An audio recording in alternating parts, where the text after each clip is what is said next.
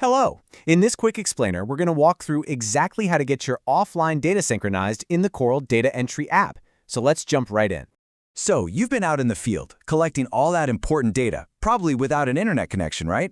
Well, now it's time to get that valuable information uploaded safely. We'll show you exactly how to do it. Okay, first things first, we need to talk about something really important, where your offline data is actually living right now. Understanding this is, well, it's the key to making sure your sync goes smoothly.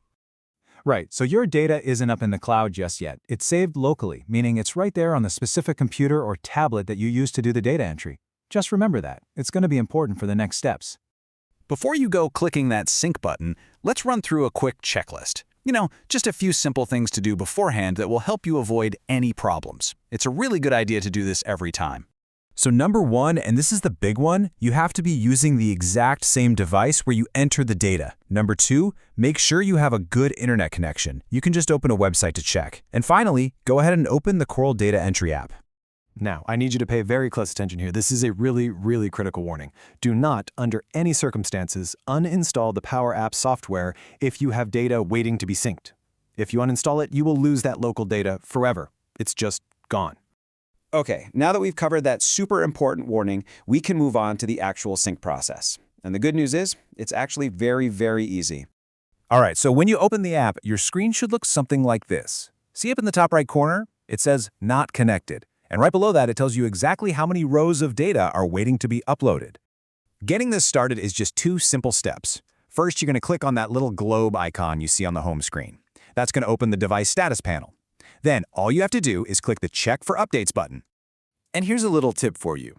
If it seems like it's taking a while, or maybe the number of rows doesn't go all the way down to 0 on the first try, don't worry.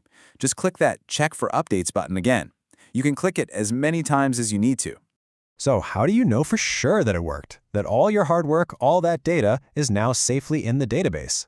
Well, let's look at the signs of a successful sync. This right here, this is exactly what you want to see. Notice how the status in the top right has changed. It now says Connected, and under the sync status, you've got that nice green check mark and the word Ready. That's your confirmation. It means everything has been uploaded. Here's a great look at the before and after. On the left, we were not connected and had data waiting. And on the right, we're connected and ready. That simple change is how you know you're all done. It's a great feeling. Okay, to wrap this up, let's just go over a few best practices.